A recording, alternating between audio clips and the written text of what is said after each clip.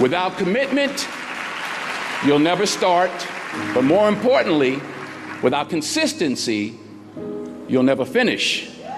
It's not easy, so keep working, keep striving, never give up, fall down 7 times, get up 8.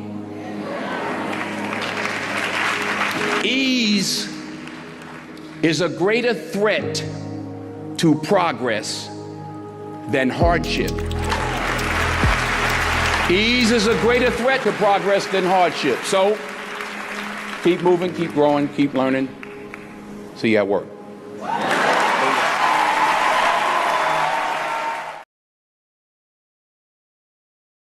Thanks for giving me the opportunity to fight. Appreciate you so much for everything you've done, bro. Everything you've done. I appreciate it. Because they don't know. This is a tough business that they're in, you know what I'm saying? Iron sharper than iron. You understand? I understand.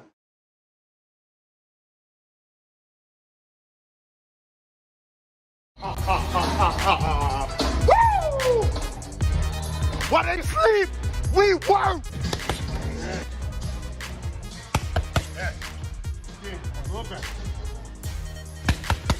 While they sleep, we work.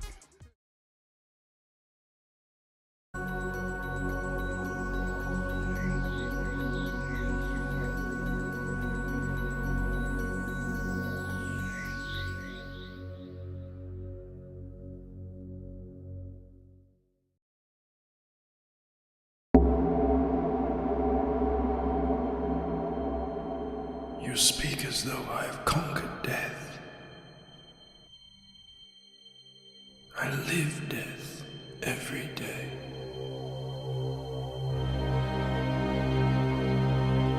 I am surrounded by it, smothered by it. Look at you now. He would have everlasting life. You seek to defy death, yet you cannot even defy sleep. And our like sleep is to death.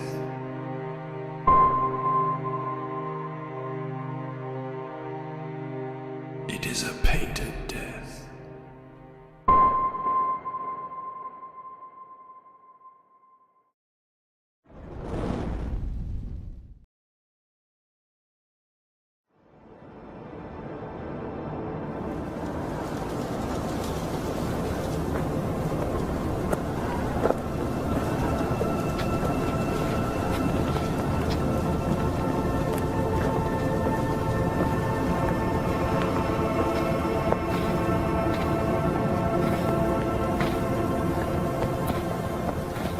My wife, she's missing. I fear terribly for her safety.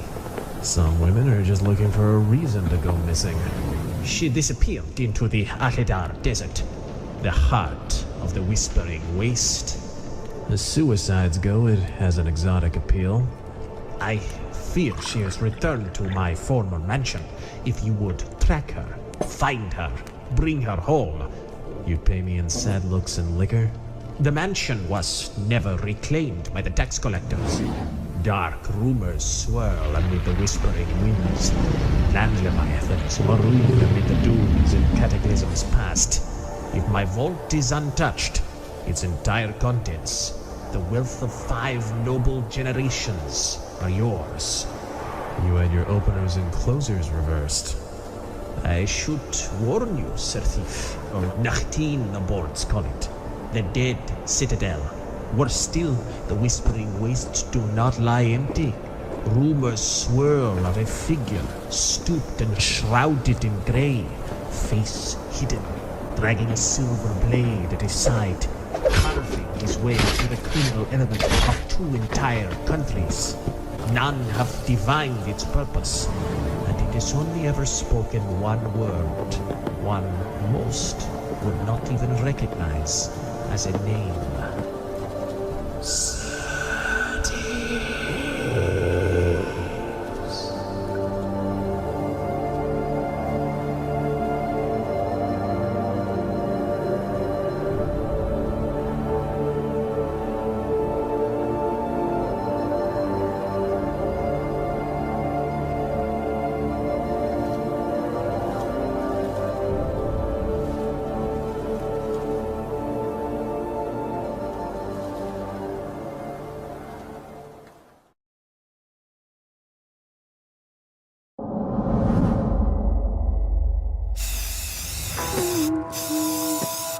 I remember childhood without any friends. Just me and my imagination. So I made up my own friend.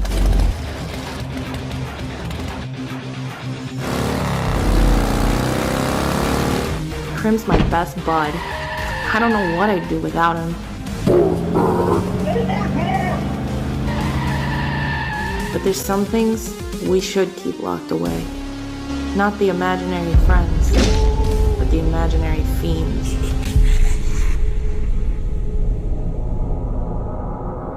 Crim, where are you?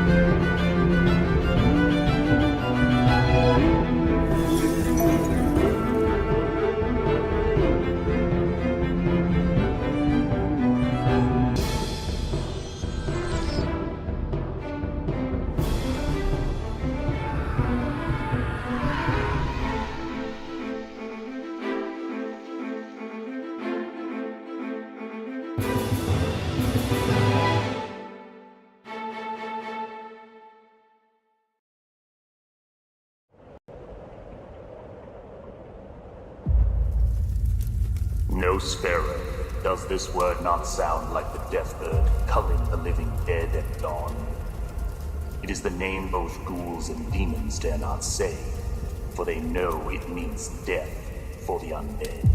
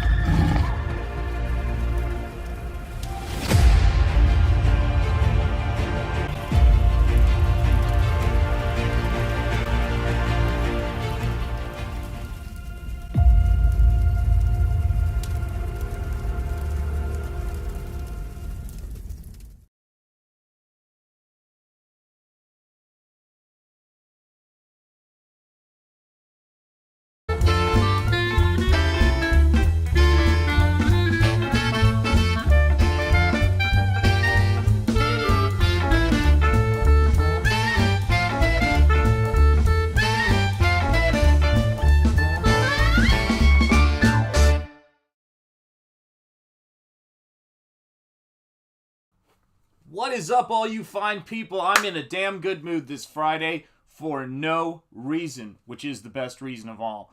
No, actually, for quite a good reason.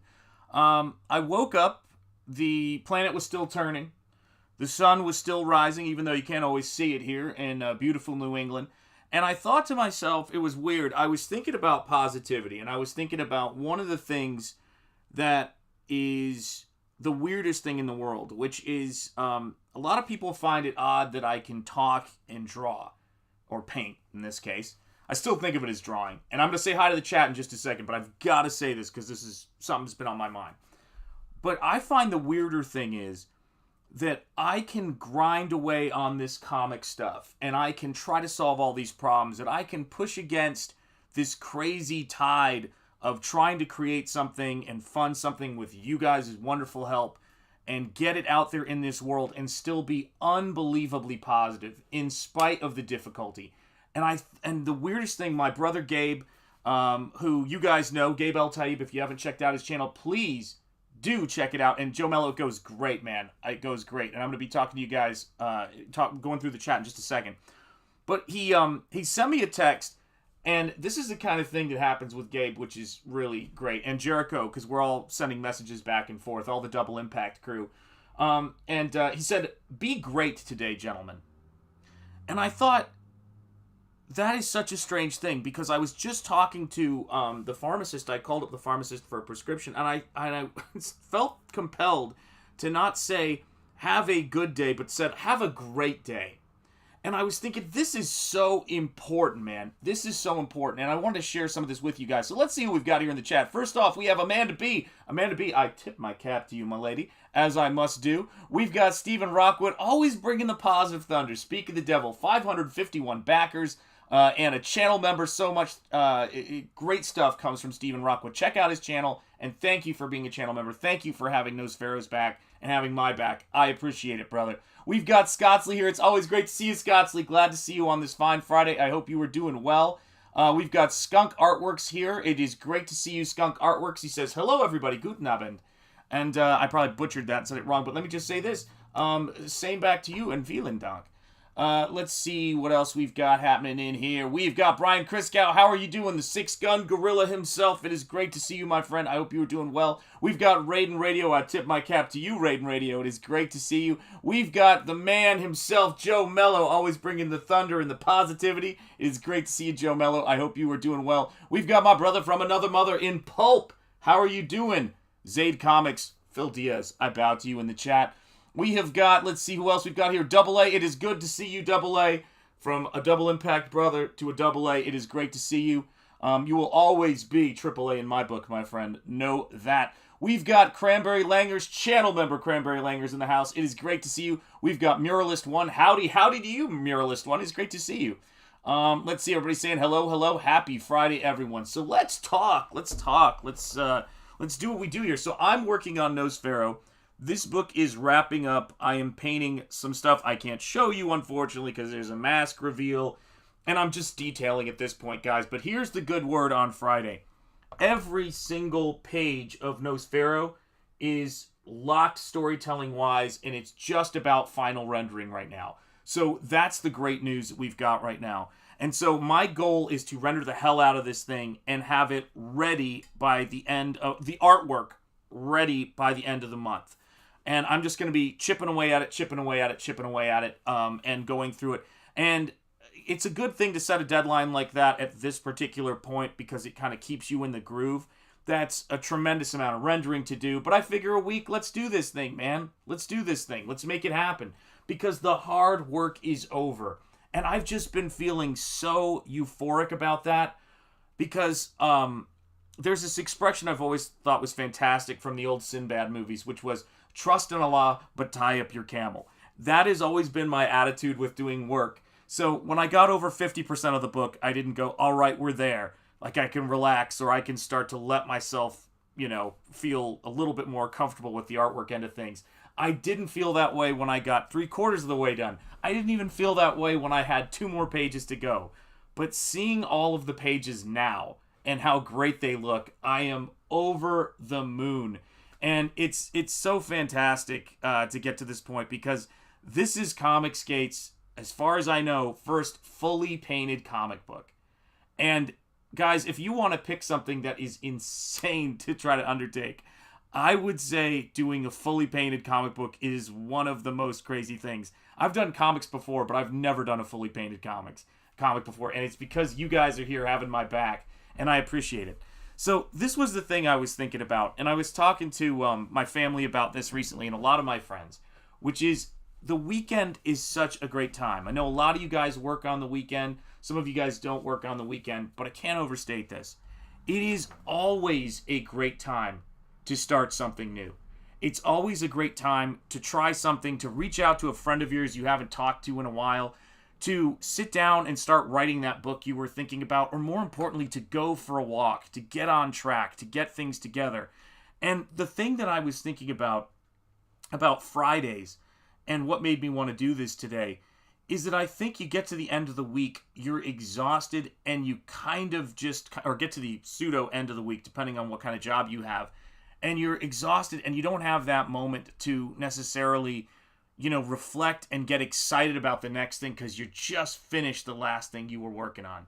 And for me, when I'm looking at this stuff, I always try to look at it from this standpoint, is that there's always something that you can do that is going to be big and give you a much more positive outlook. And it's usually not reaching into the soup that is news and doom and gloom, because I've got, to say, when I look back at the history of news and the history of how people have always talked,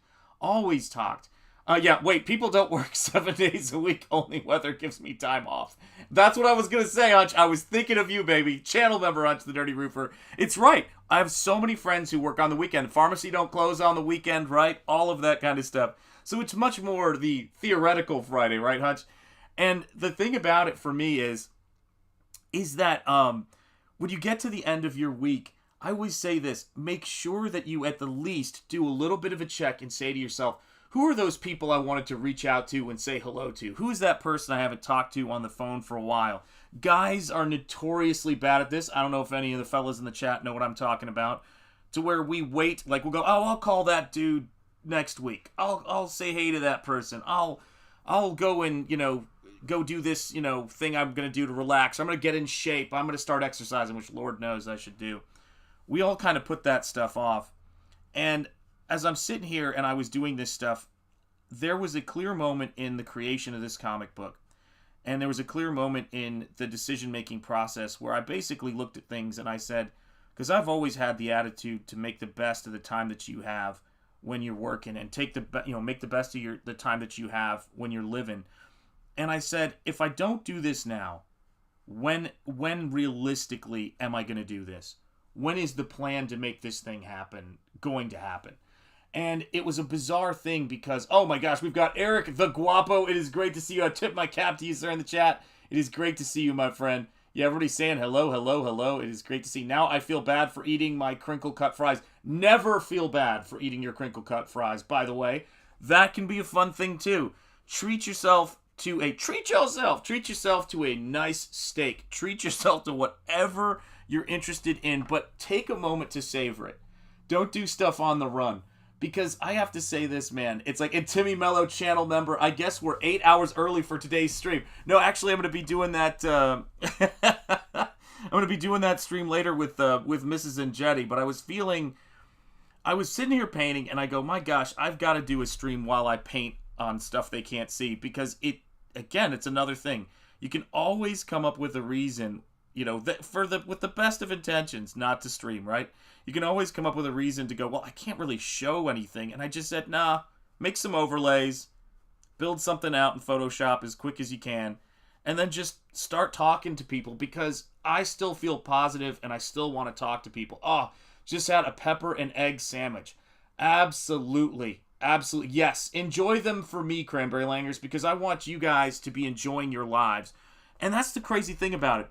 We can't control the world. Throughout history, every newspaper was like, the end is near. I've been listening to the 1938 radio broadcast of War of the Worlds, and I was thinking about how people are always, getting fed negativity to the point to where they could believe something like that is possible. Do you know what I mean?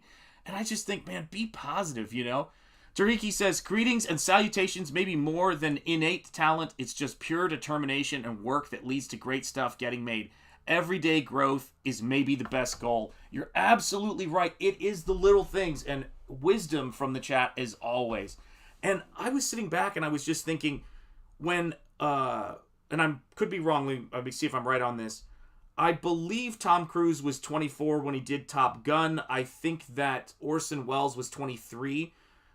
When he did War of the Worlds. But I also have to say, when you look at J.R.R. Tolkien, when you look at C.S. Lewis, you've got people who are being creative and people who are making decisions to fall in love, to meet people. Use this weekend. Don't fall in love with too many people this weekend, guys.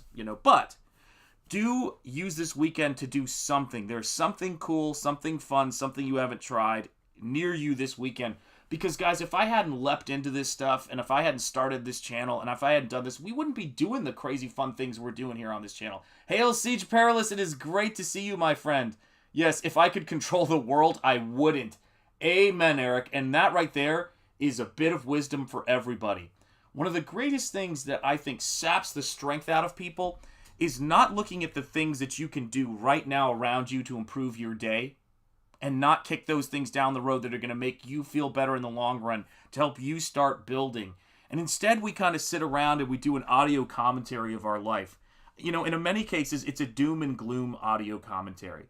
And I always think of YouTube, and listen, guys, sometimes I want to watch an amazing rant. Sometimes I want to watch somebody just kind of going off. Let me tell you this.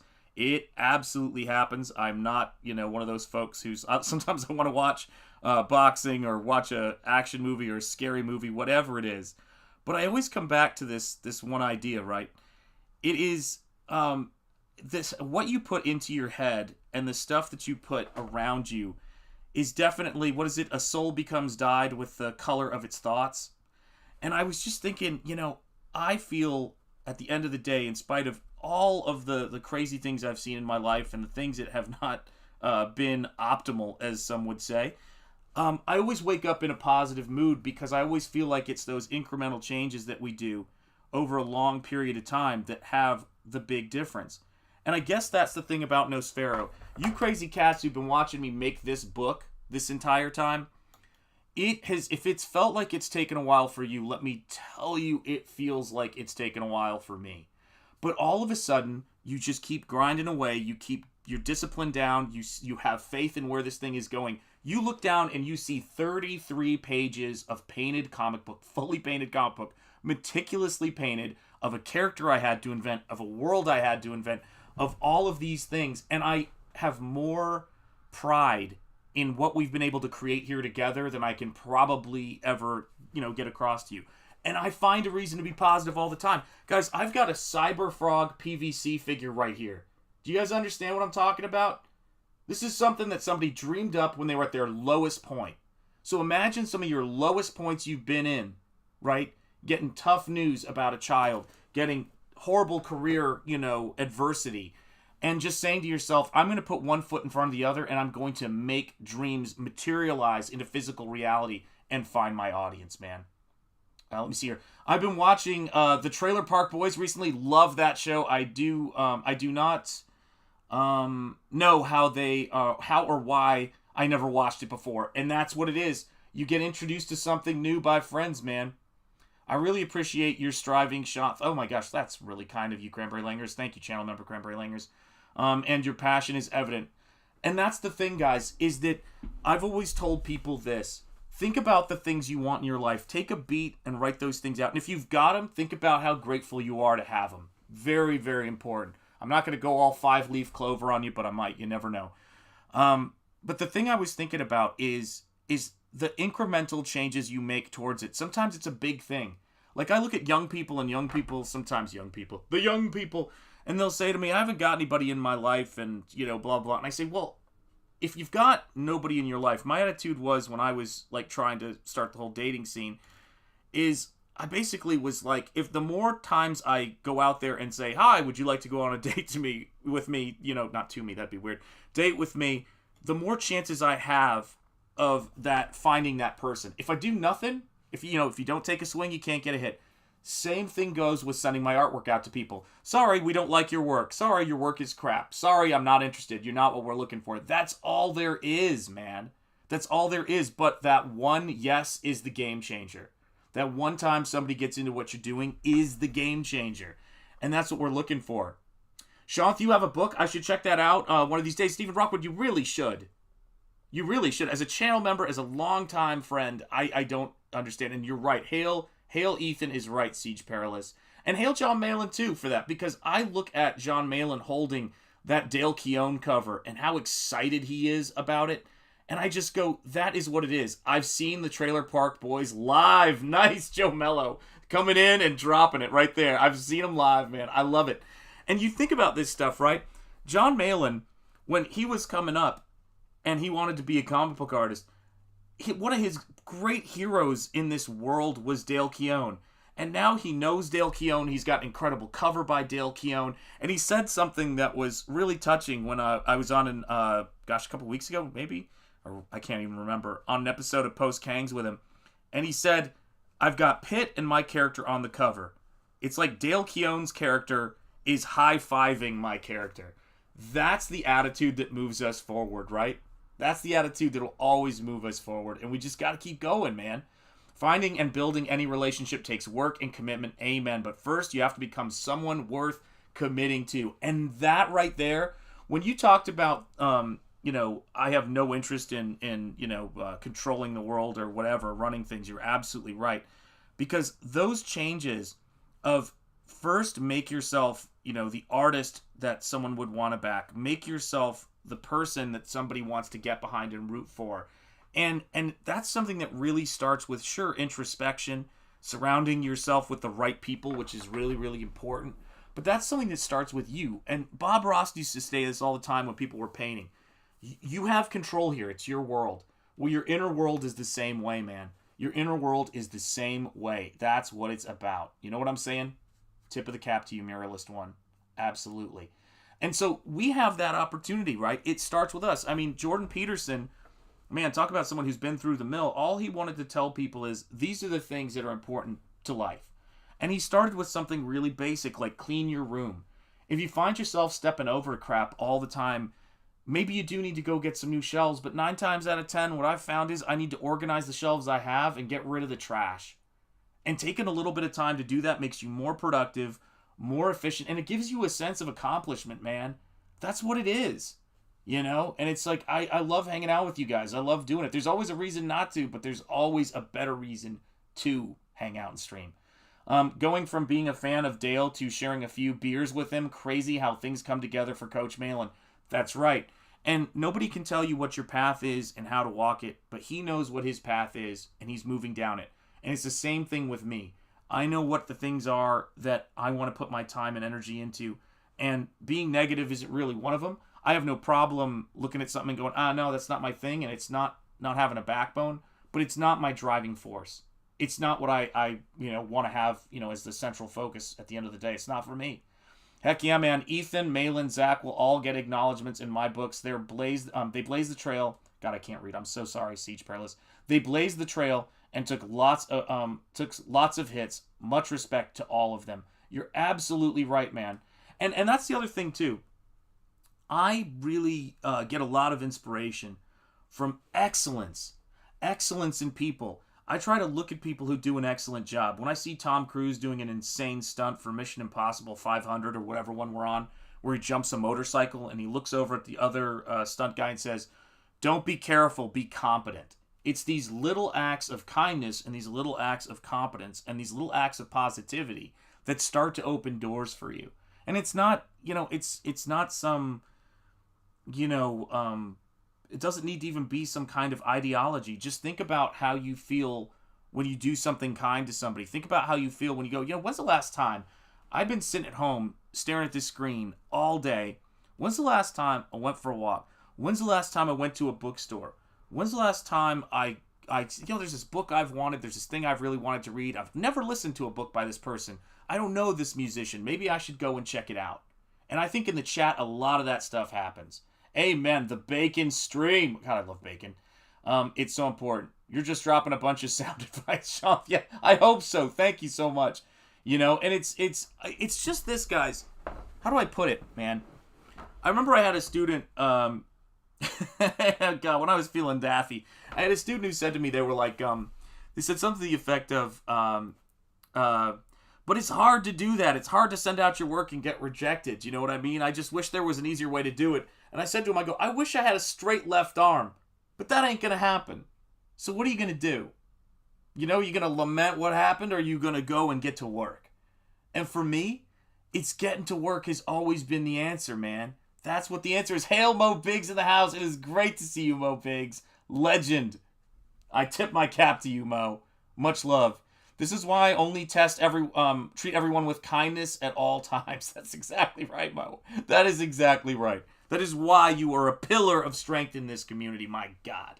What is up, Hostman Socrates? It is great to see you. Hail, how are you doing? I hope you're having a wonderful Friday. And if you're in the land down under, I hope you're having a wonderful Saturday morning. And I think about it a lot, it's people have always got, people have always got this untapped potential inside of them to really feel joy and really enjoy themselves with what they do. And I look around and I think that of the times in my life where I've had no resources, less resources, no control over certain things, but only control over myself and how I was going to react to things. And I've always had the opportunity to make better choices and check different things out. So I look at this wall of books around me that I have, and I say, make some time to sit down and read them. You know what I mean? I look at you wonderful people, here in the stream, and I go, make some time to talk to the people who are, subscribed to your channel. Make some time, for people. It's so important, man. It's a blast, You're kind to all, save for the weeps. Yeah, that's right. What's up, Frankie O0? How are you doing? I'm sorry, Frankly O0, not Frankie O0. It's great to see you, right? Everybody's saying hello, hello. Hello, hello. I'm kind to them as well, in the sense that sometimes you have to be cruel to be kind. Yes, there you go. Tough love. Tough love from Mo Biggs. That's the kind of love you're going to get. Well, what's funny, too, is that I've always said that one of the things I find really inspiring as an artist is I just ordered chicken and pineapple pizza. That's what I'm talking about. Be kind to yourself, Eric. Be kind to yourself. And this is the crazy thing about it, right? Is that I'm actually kind of a pretty big fan of the things that people are fans of. So when I meet somebody, one of the things I really enjoy and what I love about the chat is when people say, you know what I'm a really big fan of? Because that's when you get to the kind of the core of what people are into. And it might be a book that you've never read. It might be, something that you think, how could I have missed this? We were just talking about YouTube streams that people watch that they just love and how, I never watched this before. But it's maybe hard to imagine because I'm such a massive Frazetta fan. But I didn't know about Frazetta or really understand Frazetta at all until I was in my 30s. And my brother from another mother, who is my closest friend outside of my wife, is a massive Frank Frazetta fan. And it's like the universe put me into his orbit so that I could, not just glance at Frazetta, but he'd sit down and go, oh, I love this. And it's his passion. And I always thank him in all of my books just under my family in terms of acknowledgement. But he opened that door to me. My friend Michael of The Choice Voice, I tip my cap to Michael over at The Choice Voice. Amazing channel. Michael introduced me to his love of Hammer horror. And I always think, whatever happens over the next 48 hours this weekend, you have a chance to have a new passion that gets ignited in your life. A new friendship starts like that in a day. They go on for a while, but the start is in a moment. Saying hello to somebody that you've never said hello to, you never know where that stuff is going to go.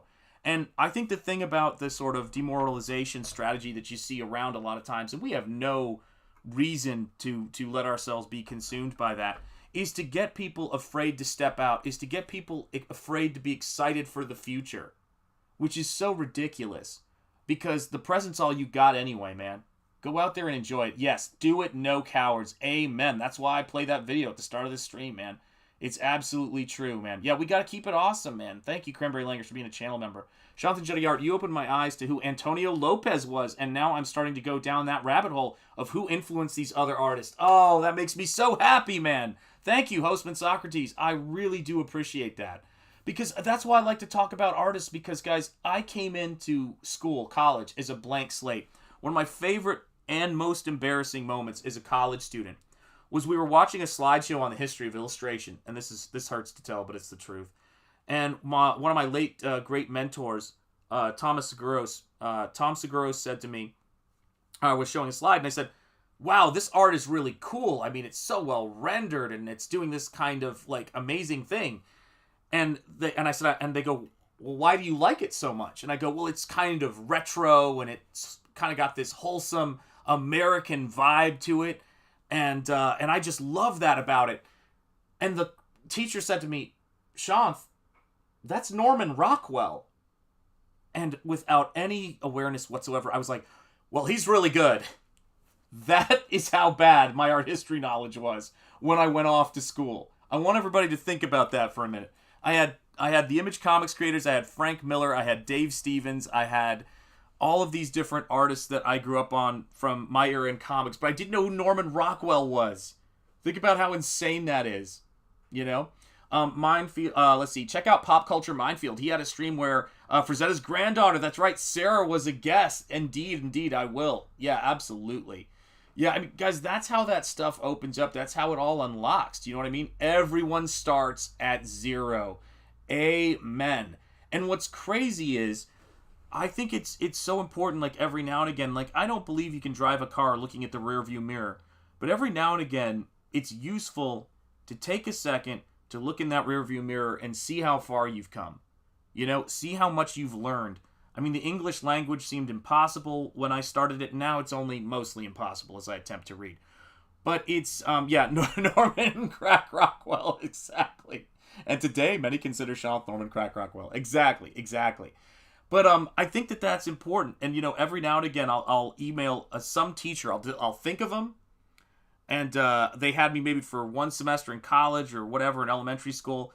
And if I can find contact information, I'll message them and say, hey, thank you. You made a difference in my life. This is another crazy thing. I got on Michael Bancroft. I'm sure he'll appear as soon as I say his name. But about this, I said, if there's an artist you like and they're still alive and that they inspired you to get into comics, reach out to them and say thank you immediately, because you never know where it's going to go. You never know what kind of day somebody's having.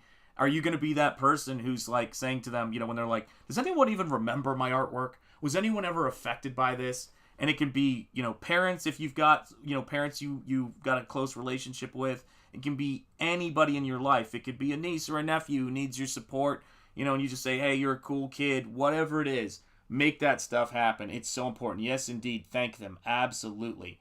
Saw a show of Rockwell paintings years ago. They're even better up close. Masterful. Yes, Norman Rockwell is a master. Norman Rockwell is a master, except for rich people. There you go. But it's one of those crazy things, right? Where you sit around and you go, you look at someone like Norman Rockwell's stuff. I remember seeing, because the Norman Rockwell Museum is about 2 hours away here. And I remember seeing The Problem We All Live With in person. It was a painting I only heard about. And I thought, wow, I came from this, you know, outside of Chattanooga in southeastern Tennessee. And here I am looking at this painting that I didn't even know existed in books when I was coming up. And that I had such reverence for Rockwell and everything that he did. And so it was, I mean, it's crazy how that stuff works. But there's always something going on around you. There's always something cool that is just right outside your periphery, because most of the opportunities that people miss are the ones that are right next to them, because those opportunities that are way out there, those disasters that are way out there, aren't the things that are going to change the course of your life in general. And I think it's the paralysis of thinking that they will that gets you, man. That's what it is. You know, that's the biggest thing. Yeah, thank those teachers. Yeah, we passed by too quickly. You're right.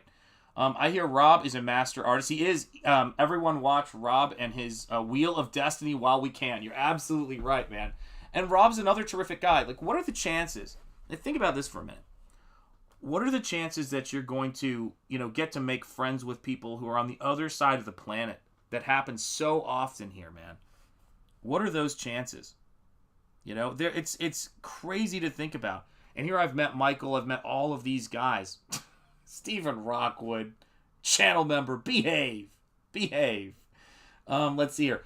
With the ability, with the ability of media and with social media all the time, it creates a false perspective that everybody is around forever. Yes, but we die or we don't get the chance to speak to some all the time. You're right, absolutely.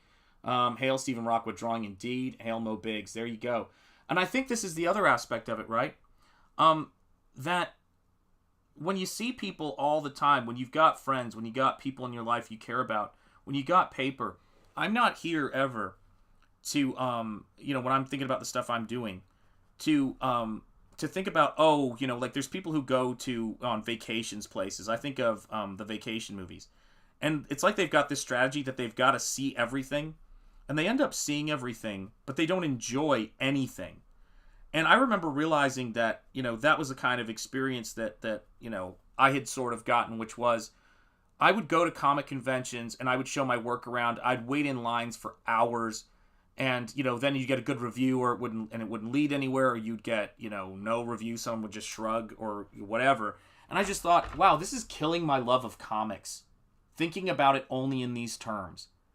And I need to get back to things that I love, because that's the thing about working in a field.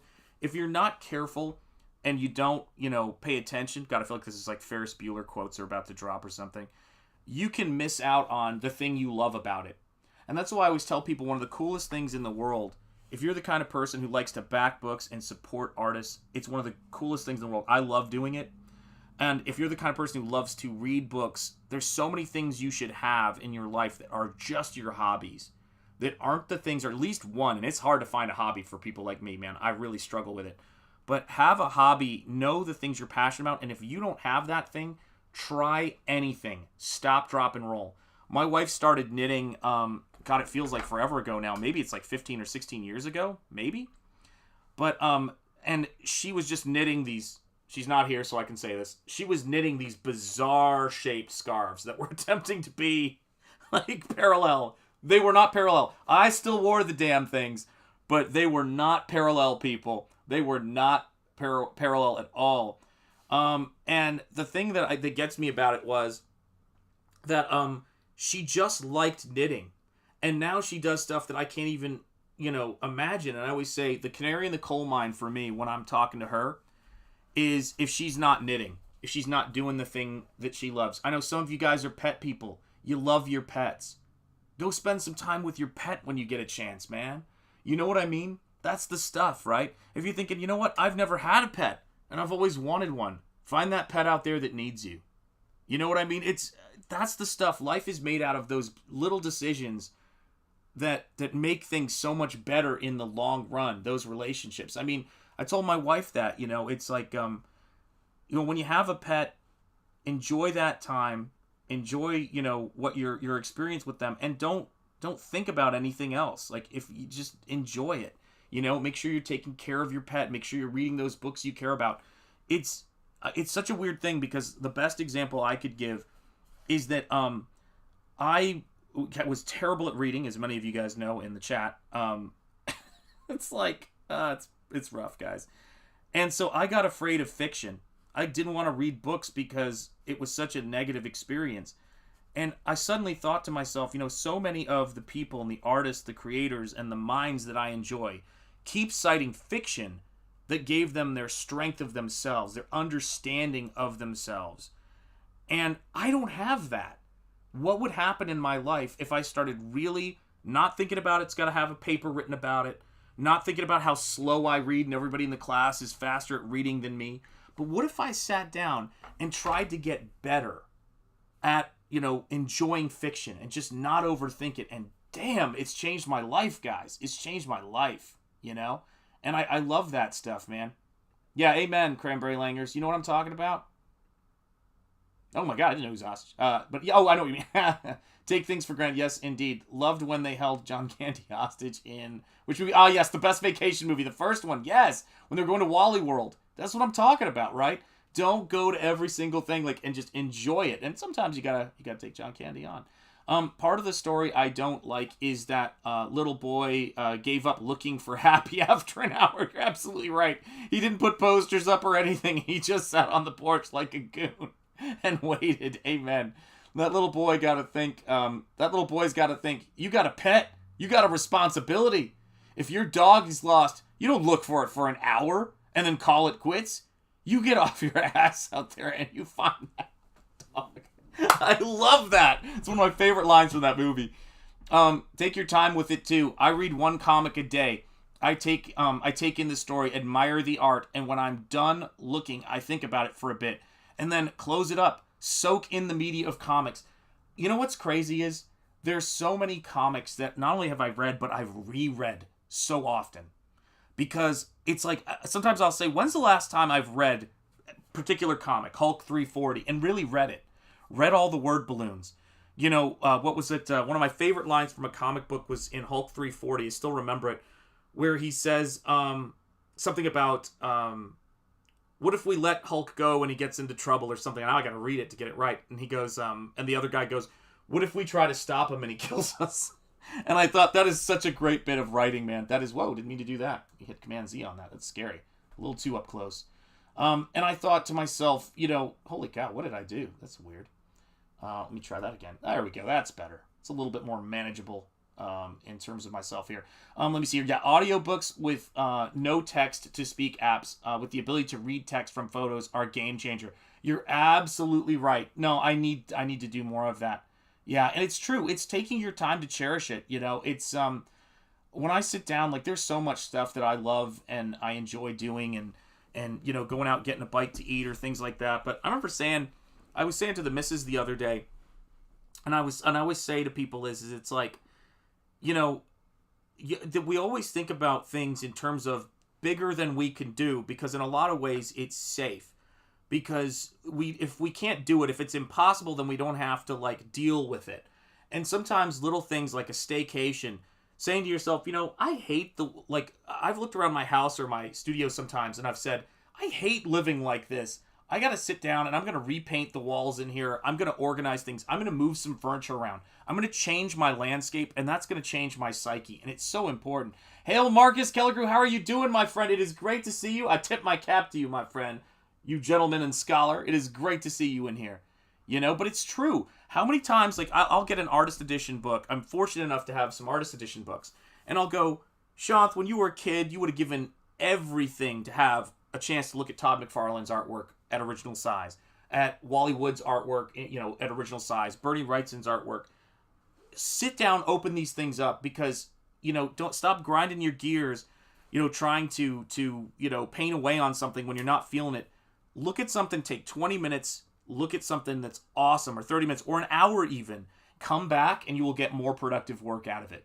Do you know what I mean?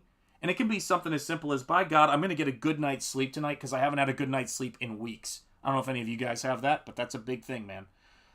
Yeah, Mobius has a lot of inside jokes or details. You're absolutely right. Mobius is awesome. Yes, conservation, pacing.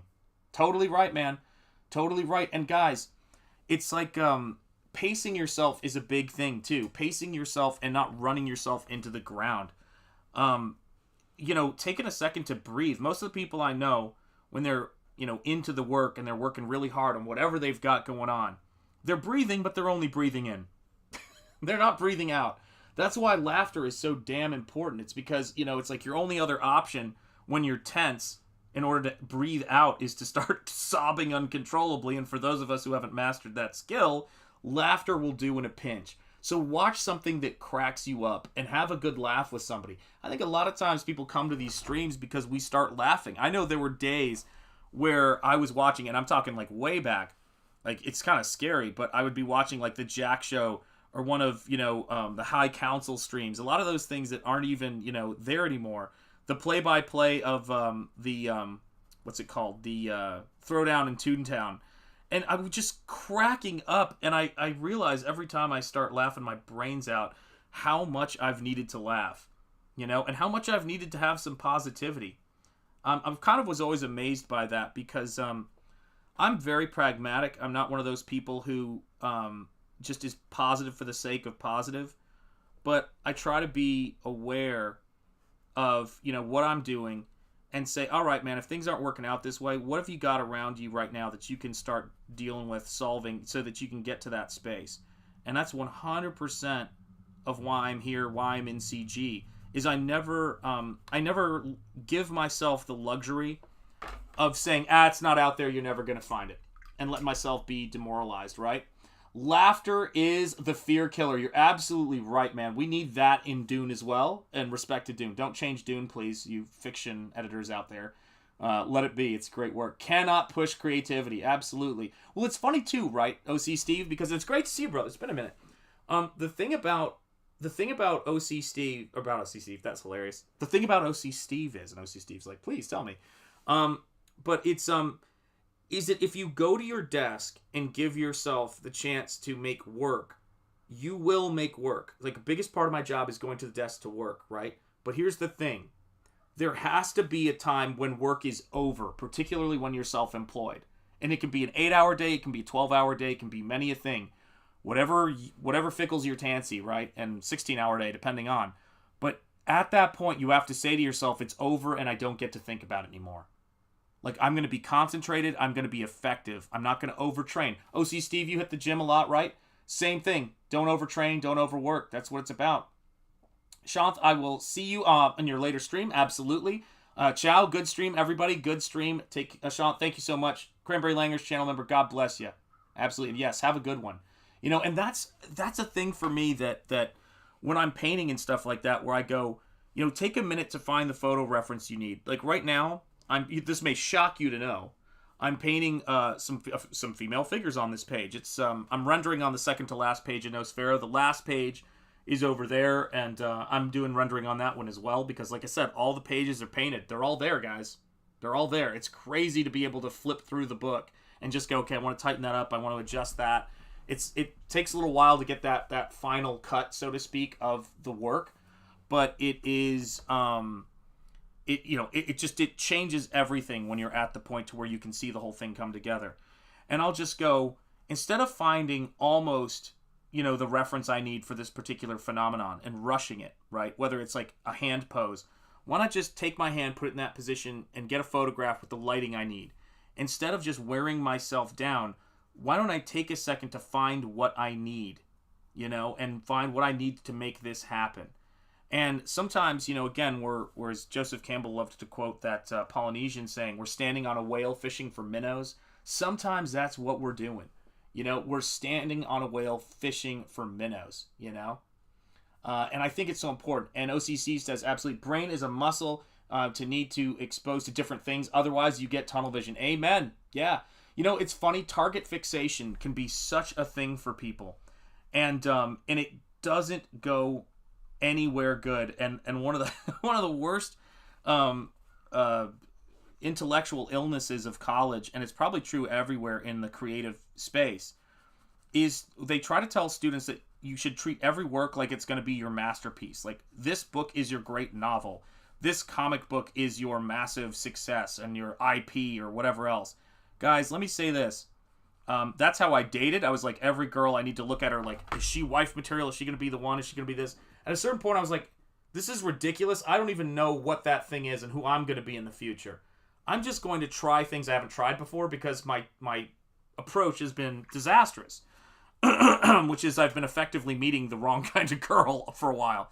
And I met my wife pretty quick after. Same thing goes, excuse me, with my art. I got on Instagram. I knew nothing about how it worked. I started to learn about things like hashtags and things like that, but I really didn't know what I was doing. And I just painted stuff I wanted to paint that I enjoyed. And that's what I grew my fan base out of. And when it came to Nosfero, guys, I didn't think, this is my Mickey Mouse. I thought, this is going to be an entertaining comic. My goal is to entertain people. And I need to come up with an idea and a reasonable amount of pages that I can make this thing beautiful and exciting for people. And here I am looking at it right now, and it is unbelievable for me to even... I feel tired thinking about the first brushstrokes I put down in the making of this project. Because where I'm at right now, I've come so far, and I guess in the last couple of days, I've stopped to look at it, and I'm just overwhelmed. Speaking of positive people who I appreciate so much, Eric Weathers, there he is, man. I'm going to be talking to you soon, man. All these pages are coming together. Absolutely. Academia ignores possibility and probability. It does, yeah. Don't tell me what's probable, tell me what's possible. Eric, I remember, and Eric knows this, and I hope you don't mind me saying this, but, you know, there's a lot of people you meet in CG that you wish great things for, and people who become close friends in terms of we're all in this together and we're doing the things that we do. And, you know, and Eric, I hope you don't mind me saying this, but I am very invested in my friend's success.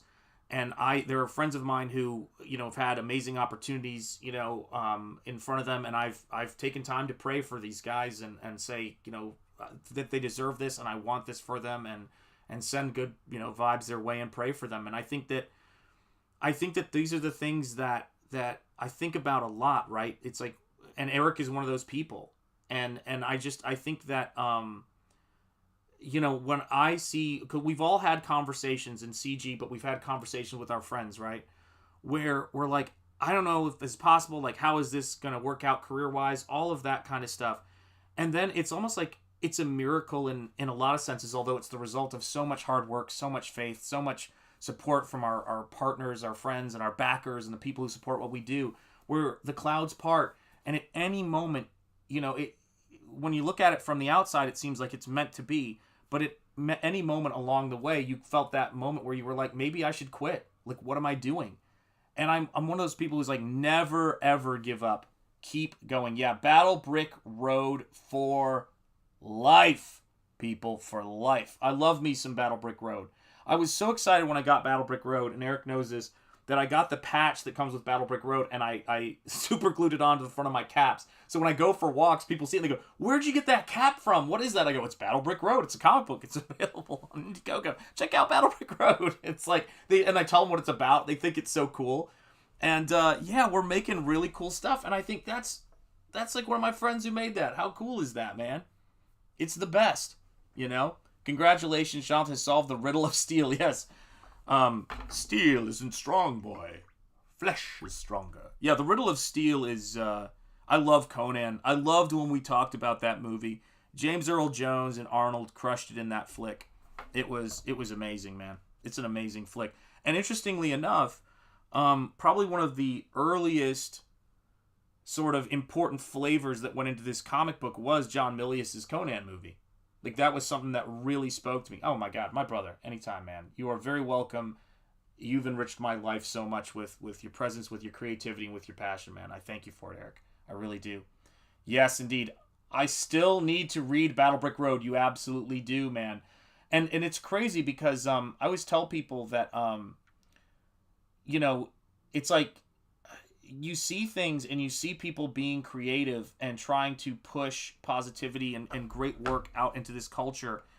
And I think when you're in the midst of doing that, sometimes it does feel like this is a daunting task. But then you pause for a second and you get to the end of one of those projects, and after you collapse for a bit, right, as we all have to do, we're like, oh my God, it's finally done, it's shipped and all that stuff, and you collapse.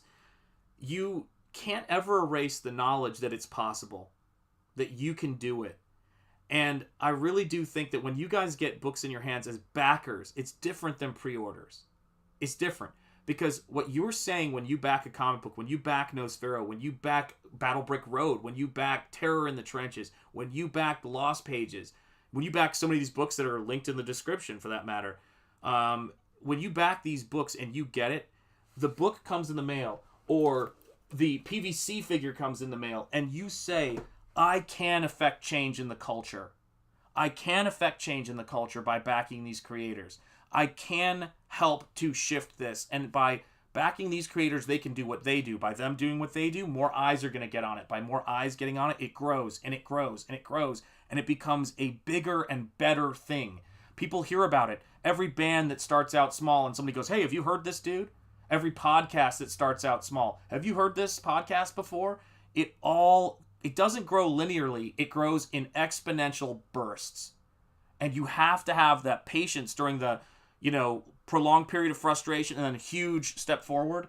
During those middle phases, that's when it's like a campaign, but it's like a life. That's when you got to be mindful and keep pushing. And that's what we're about today, man. That's what we're streaming about today. Shanth Enjeti Art and Fake Irishman and Dinky Dane like to say Comicsgate products are all the same. Huh? Yeah, I know what you mean. Absolutely. Yeah, be the change you want to see in comics. Absolutely right, and it's like a rising tide lifts all boats. You need to wish your friends well and help them along in their journey. Absolutely right, and it's funny too because, when I hear Eric July talk about it, just to pivot off of that, OC Steve, it's true. When I hear Eric July talk about, bad actors and people who come in and try to rot things and, prey on people's goodwill, I think of Johnny Depp and what he's experienced. I think of the Rick and Morty guy who just came out and said something I thought was brilliant, where he was like, now that I've been found that this was completely fabricated and all made up, the thing that still makes me feel sick is the amount of people who worked with me in the industry and looked the other way. But I will say this, every time Johnny Depp was nice to somebody who was a part of the waitstaff, every time he was nice to a fan and visited a sick fan in the hospital, it might feel like that good stuff that you do in this world, sometimes is not, going anywhere because it's easy to get sucked into nihilism. But guys, I'm telling you, it is, if you just, have faith in what you're doing and work hard and focus, that stuff comes back around. And it's overwhelming how that stuff works. And I think that we just need to think about the stuff that the most basic thing, like try to have the best, try to do the best things you can do in terms of, or what's the word I'm looking for here? Try to think about the person that you want to be and then behave like that person. It's too daunting sometimes and to think about things in terms of, I am this person. And it's not faking it till you make it.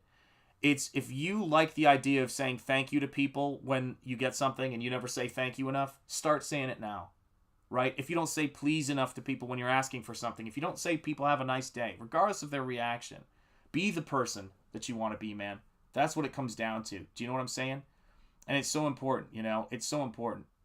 Let me see. Shanth Enjeti art. Andrew Clavin from the Daily Wire has it down. We need to make art with our values to retake the culture, and that's exactly what Comicsgate is doing. You're absolutely right. Tommy, how are you doing? It's great to see you, my friend. Support creator-owned IPs. Capitalism is all about private-owned businesses, not big corporations and cooperatives. You're absolutely right.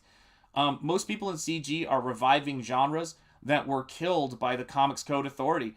And that's another thing, right? I was thinking about this the other day. When you look at some of the incredible artwork that has been based on religious scripture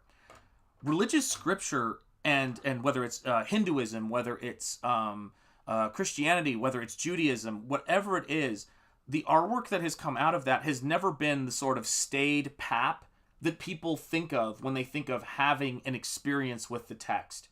And what is fascinating to me is how boring our work has been when in the Western canon in particular, we have some of the most incredible stories ever.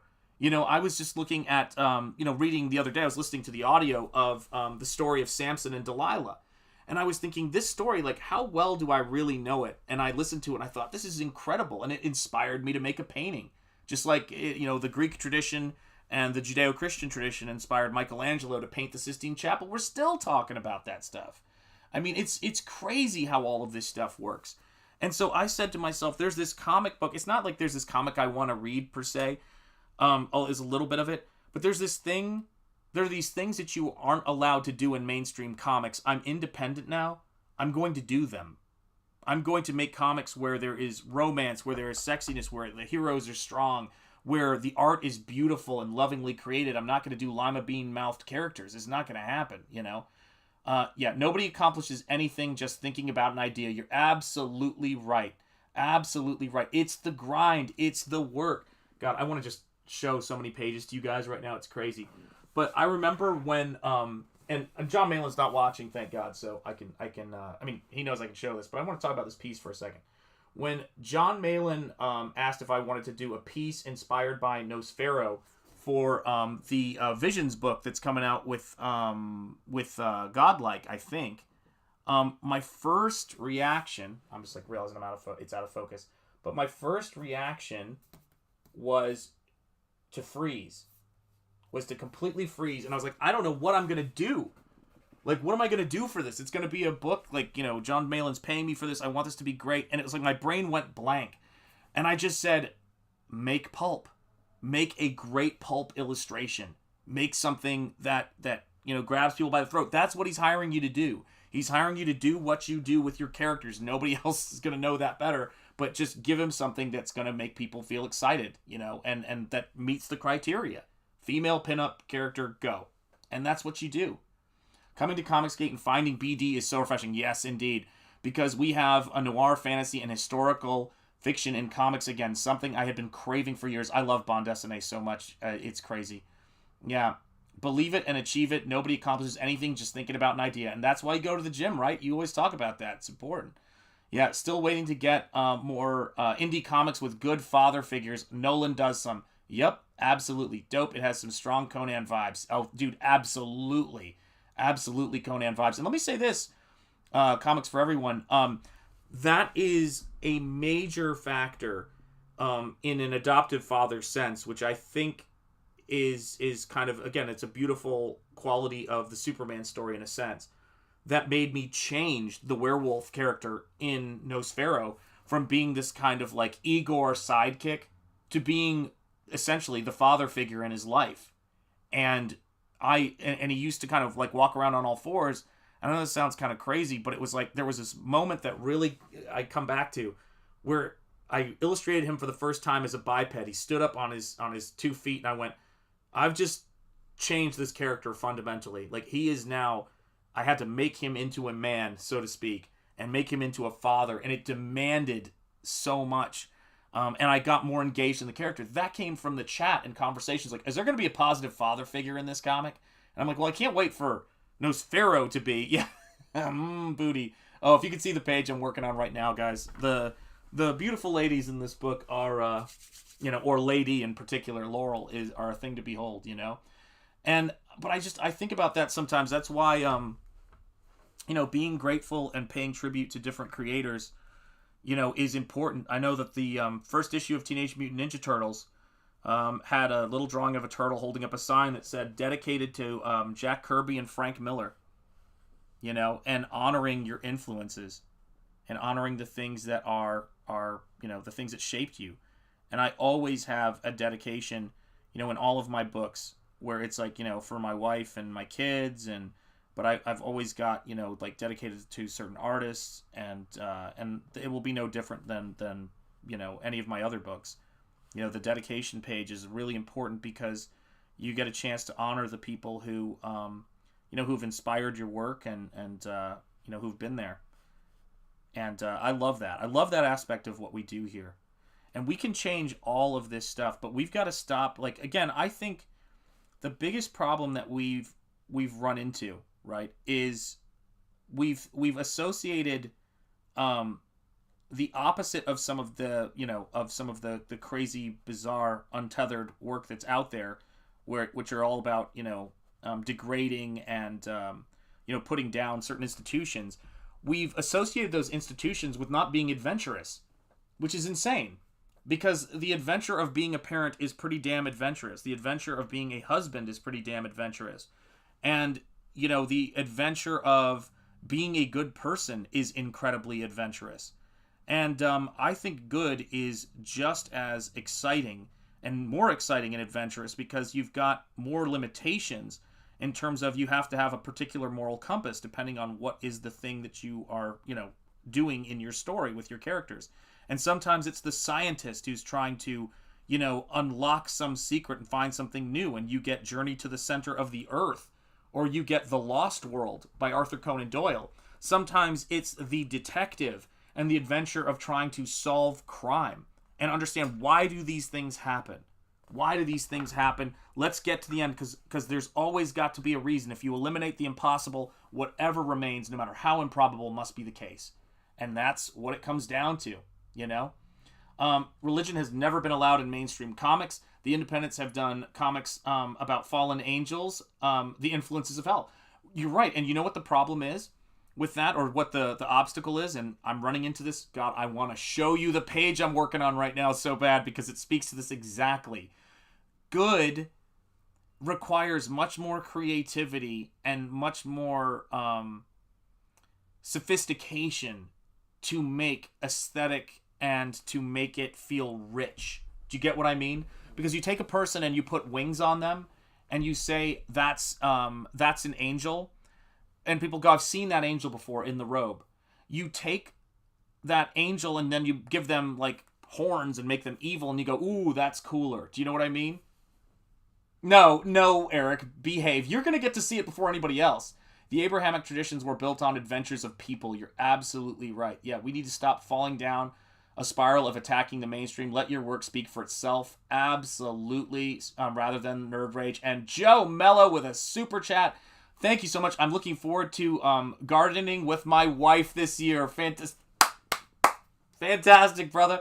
And growing new fruits and vegetables. Also raising chickens. Have a positive attitude, everyone, and God bless. You're absolutely right. Joe Mello, let me send a cheerleader your way because we celebrate it. Thank you for the $9.99 super chat. You legend. Charge! Absolutely brilliant. But I found myself thinking about this. Joe, thank you so much. You are a gentleman and a scholar.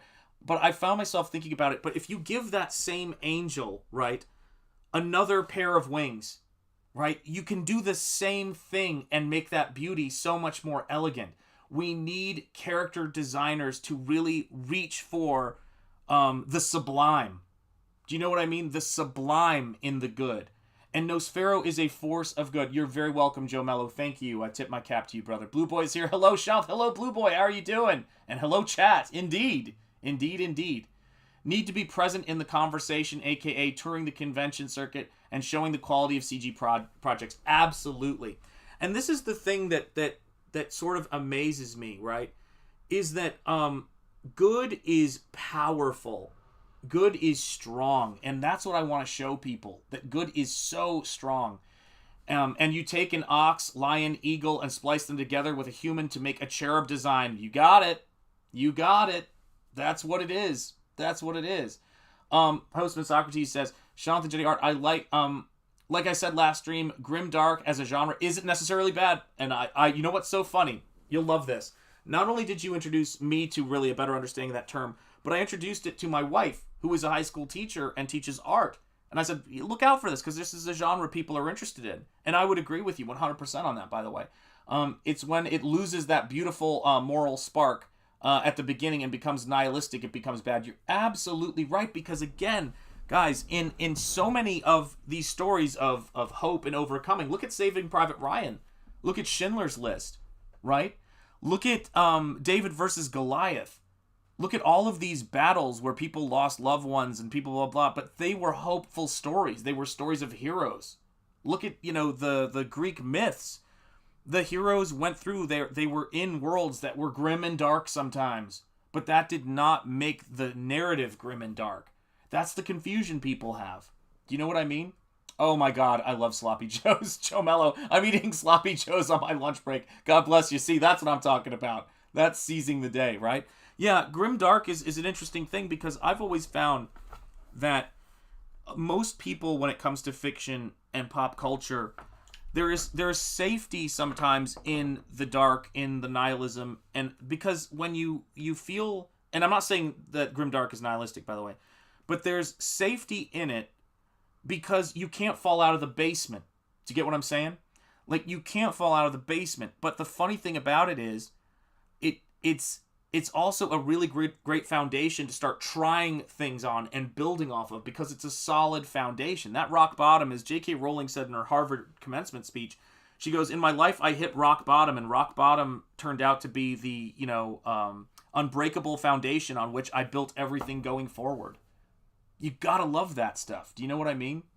Let's see here. Tommy says, family, love, and needs to protect those weaker than you are all good reasons to push through the adversity. Or adversary. You're absolutely right.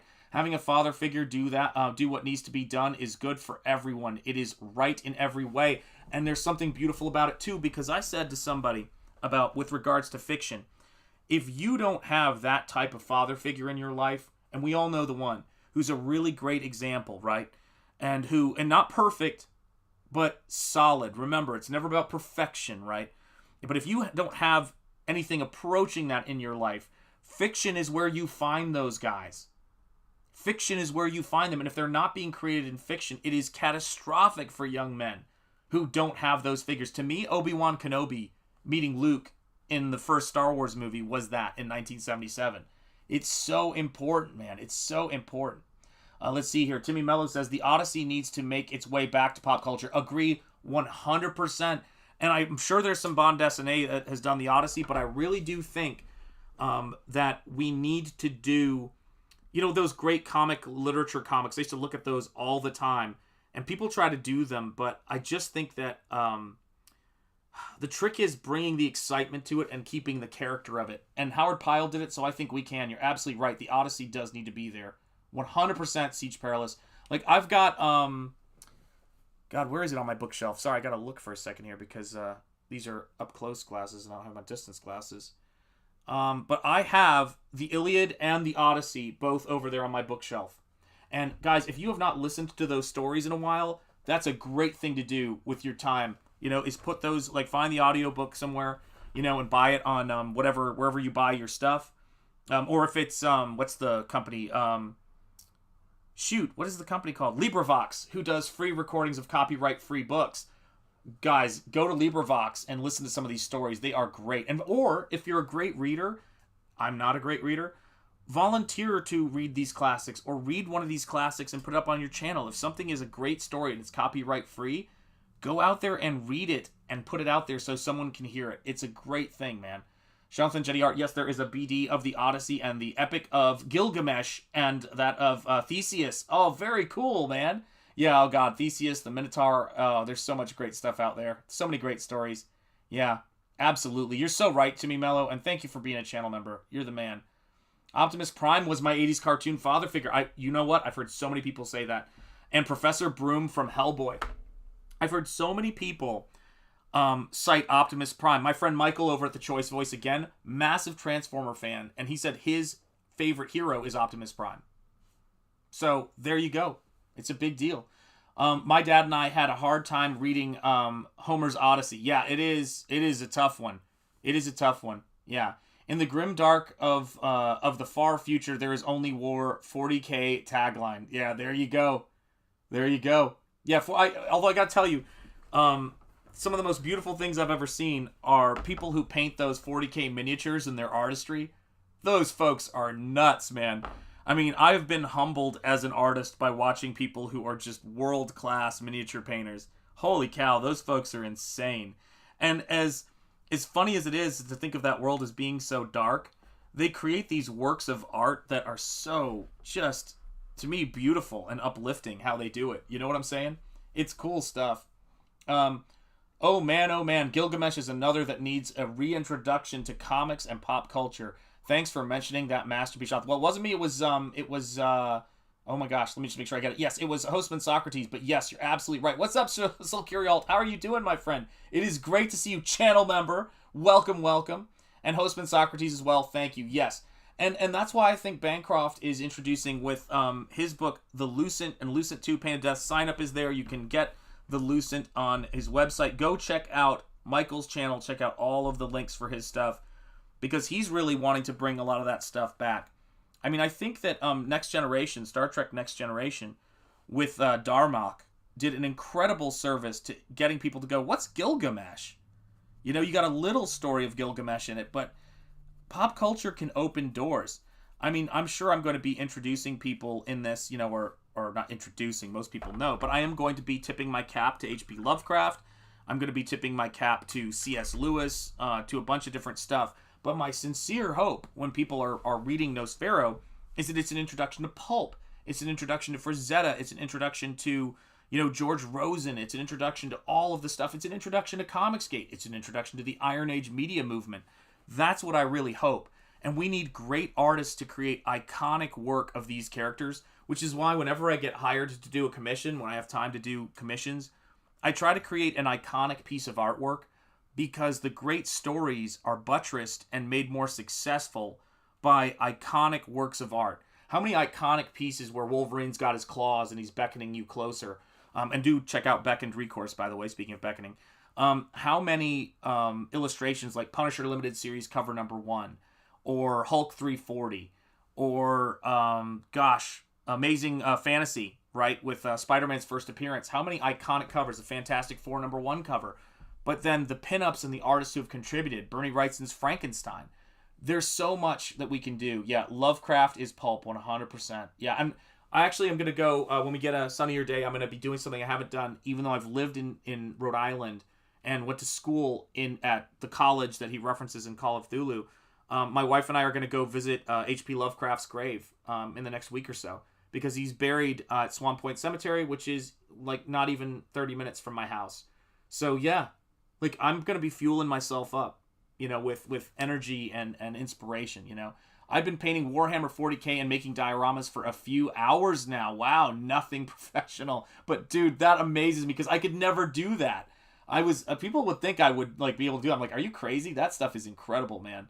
Yeah, it's great, man. I love it. Yeah, Lovecraft is pulp. If anyone heard of the cartoon show Adventure Time, that's right. Aspect of that show was taken from Gilgamesh. It's also oddly deeper than its childish art implies. But see, that's the thing. Whenever people look at something and they can't figure out why it works, the big question I always have is, well, then let's dig a little bit deeper. What is it about it that works? You know, let's figure that out. Shanth Enjeti art Seeing the plethora of historical fictional titles available in BD makes me grin. Amen. Ellie Munoz, hail waffles. Hail to you, Ellie. It's great to see you, channel member. I'm glad you are here. And booze. Indeed.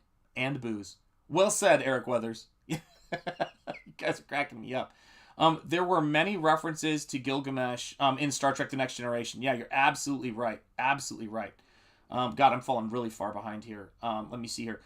Yep, some of the stuff is amazing. The artwork in the White Dwarf magazines. I remember reading those. Thrud the Barbarian and things like that. John Blanche, etc. was freaking awe-inducing. You're absolutely right. I've heard of Adventure Time, never watched it, but it had a huge following. Yeah, I've never watched it either, Ellie Munoz. So I should probably check it out. Oh my gosh, super chat from OC Steve. Thank you so much.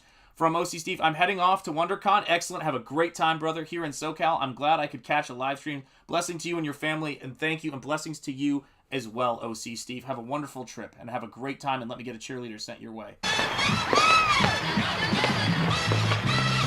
Charge! Thank you, sir. Much appreciated. Joe Mello, I meant years, not hours. Okay, gotcha. I probably read that wrong, too, for all I know. But yes, it is an amazing, amazing thing. When you see people who paint, there's even a, I think it's a tabletop game called Death May Die that is based on the Cthulhu mythos, and they built they crowdfunded that. They built some incredible miniatures and things for it. It is breathtaking stuff. And when I see people who can paint that, I'm amazed. Cthulhu was supposed to be unpronounceable in the human language. Yeah, and that's the other crazy thing, right? How many times have we seen that in great stories? He whose name can't be said, it can't be pronounced. It's leaving things so mysterious. And the first Lovecraft book I fell in love with was one of the weirder ones, which was The Thing on the Doorstep. That short story opened the door to Lovecraft. And then, what do you call it? Then it was, what was it? The Shunned House, because I lived in a house that was actually referenced in the Shunned House. My first year I was married. We lived in this house they reference in the Shunned House. Not the Shunned House. And then there was the Dunwich Horror. And it's weird. I got to Call of Cthulhu last. Or not last, but close to the end. I think I read or listened to Mountains of Madness before I listened to Call of Cthulhu. Which is crazy to think about, in hindsight. Yeah. And you're right. It is kind of crazy, how that stuff works.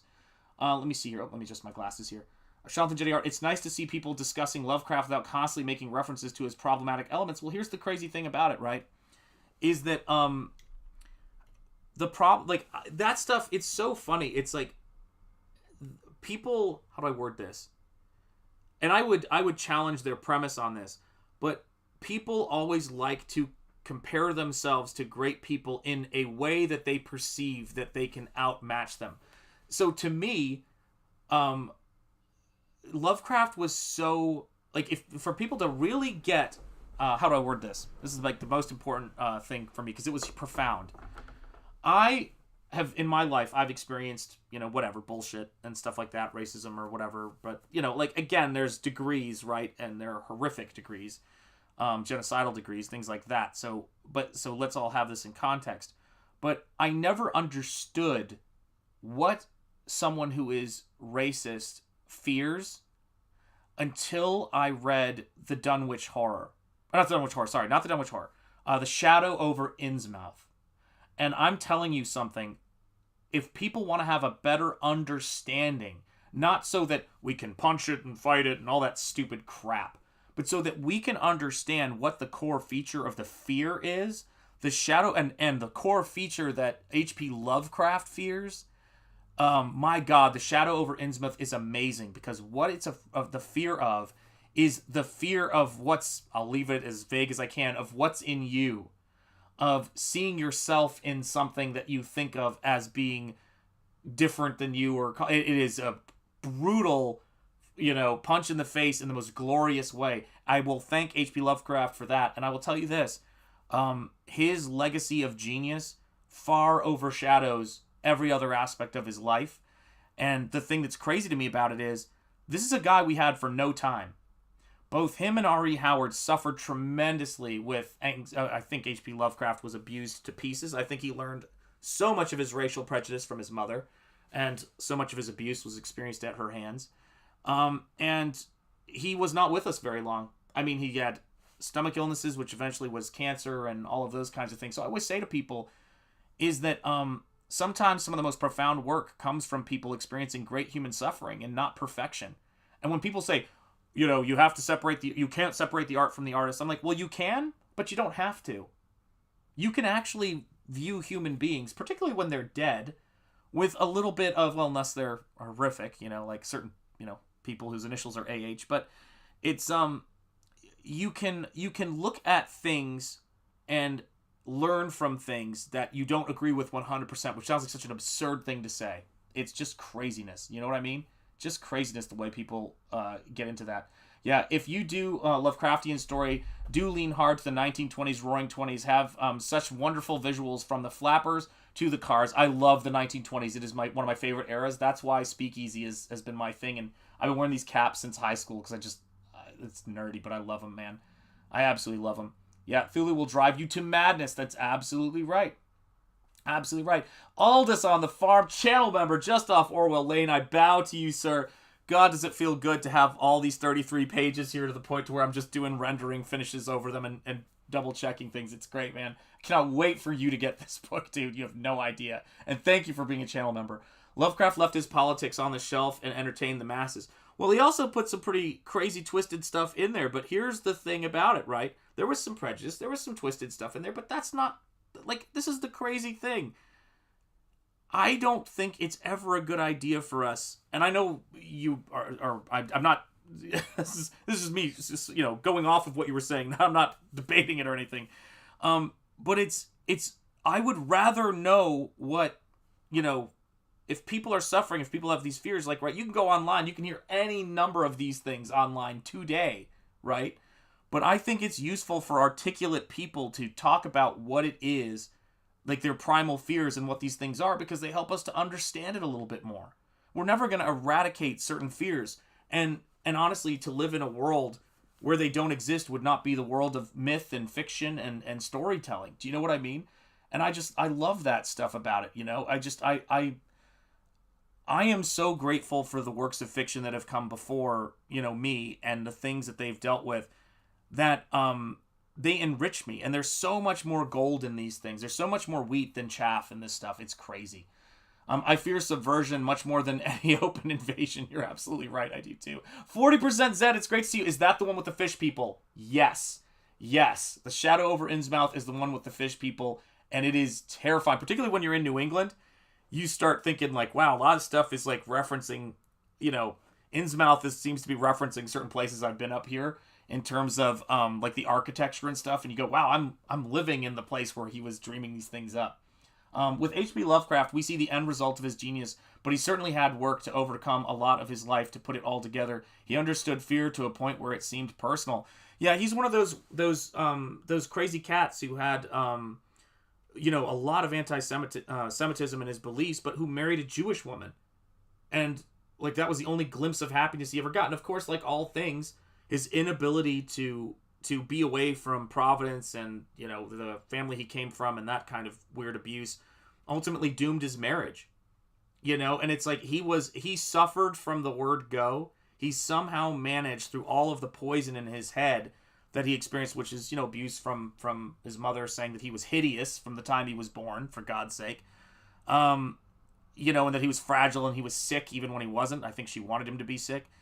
And the prejudices of the time and the way that his paranoia and his fear fed those things. He created things that are undeniably works of genius that people of all backgrounds, of all, cultures can choose to tell stories with these elements in their own way. And that's what I'm doing. So, yeah, that's how we move things forward. Let me see here. Where is it? Subversion takes those things I hold sacred and perverts them rather than destroying them. You're absolutely right. And that is what you're seeing happen with Star Wars and with so many of our pop culture things.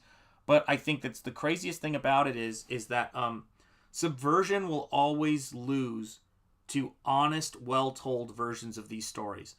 We saw that with the glimpse we had with The Mandalorian when it had a few great moments in there, that the subversion just gets erased by that stuff. But it's up to us to make that stuff happen. It's up to us to keep pushing things forward and building and really building. because it's one or two people who sit down to make these works that makes them what they are. It's Jerry Siegel and Joe Shuster. It's not the richest people in the world. In J.K. Rowling's case, it wasn't the case with her. She was broke. She was living on benefits. She was and she was a single parent, and she made the world a different place fundamentally. She, influenced it with fantasy and the power of good and the power of family. Yeah, it's always sad to see. Yeah, exactly. It's always sad to see. Yeah. Never mind, I Googled. There you go. Have a great day, everyone in Shanth. I'll catch you on Wednesday. Yes, indeed, you will, Joe Mello. Thank you for the super chat. Thank you for being here, brother. I do appreciate it. Most of us, much love to you and the family, Joe Mello. Most of us didn't know that Lovecraft was racist until his biography came out. That's true. That's really funny, too. The flip side of genocidal racism is suicidal tolerance. You're absolutely right. Yep. Adam Hughes is the... Yes, of course, Eric. No, I actually met Adam when I was interning at Gaijin. He's a terrific dude. And I know, I'm sure you enjoy stuff because you love to draw like I do, man. And it's like... Actually, at some point, I'll have to find these and show them to you. But I have a binder from when I was down there. Adam let me photocopy all of the photocopies he made of the pencils for X-Men, Wildcats, Modern Age. And so if you've ever wanted to see what just his pencils look like, which practically look like inks, let me know, and I'll get you some images of those, Eric Weathers. They're beautiful, dude. They're beautiful. Let me see here. Yeah, Joe Mello, and to you, yeah, have a great time. I'm back. My friend called me, and I used the phone. There you go. Marcus, it's great to have you back, my friend. John, I'm here. You didn't start without me, did you? Oh, John, I'm sorry I did, but it's great to have you in the chat, brother. It's great to have you here. Hello, all. And hi, John, says channel member Steven Rockwood. It is great to have you guys here. Yeah, I mean, this is the thing, right? Always, yeah, Lovecraft is the best example of what happens when you embrace escapism. Yeah, absolutely. Hostman Socrates says, Shanth Enjeti art, the subversion of... Sorry, hold on, I gotta click on it. The subversion of tropes in storytelling is one of the greatest challenges for an author to succeed at. There's a reason... Dang it. I gotta figure out what that is.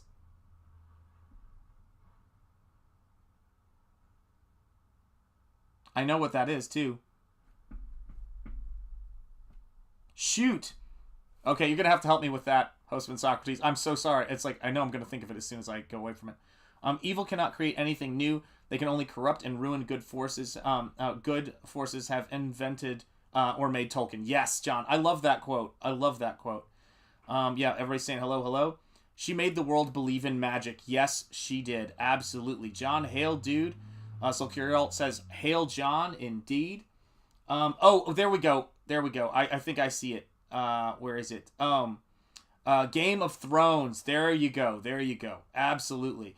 Yeah, well, that's the crazy thing about it, right? Because even with those, that's the thing for me that people run into, which is they don't understand. You can't approach this stuff cynically. Even grimdark, you have to approach it with a somewhat romantic inspiration, which is to say, to make something that is beautiful. Like when I'm working on, Nosfero right now, it's like I'm always, when I add in an element where like Nosfero in one of the earlier pages kneels down to pray, or when there's this big reveal of some kind of cool stuff at the end, I'm always challenging myself to say, like, being hard on myself and going, is this, like, make this great. Don't let it be hokey. Let it be something that you build to and you frame it correctly so it's good, because all out negativity doesn't do, it won't do grimdark any better than it will do, than all out positivism will do whatever the antithesis to grimdark is. You can't have it. You have to have some adversity. You have to have some, and you have to have some, romance in the general sense, romanticism in grimdark. I just don't see how those things will work. And I know from I think RAZÖRFIST, I don't know if he'd describe himself as working in that. I think he's much more of a pulp artist, but there are grimdark elements in RAZÖRFIST's work, and the things that make it last are the good things, are the relationships between characters. Do you know what I'm saying? And I've learned a lot from, all of the people, who are interested in these various genres. Yeah, she put it on every street corner, every site. There you go. Oh, my God. Let me see here. Yes, indeed. Everybody's saying hello, hello, hello. Hello, Timmy Mello. Shanth Enjeti art. The through line they botched in the show was supposed to be that when faced with a common enemy, all will put aside their petty Game of Thrones to stop it and become allies. Well, you know what? It's so funny, right? So my brother from another mother, Jeremy, Lord Fire and Ice, and Ice and Fire, I should say, Jeremy.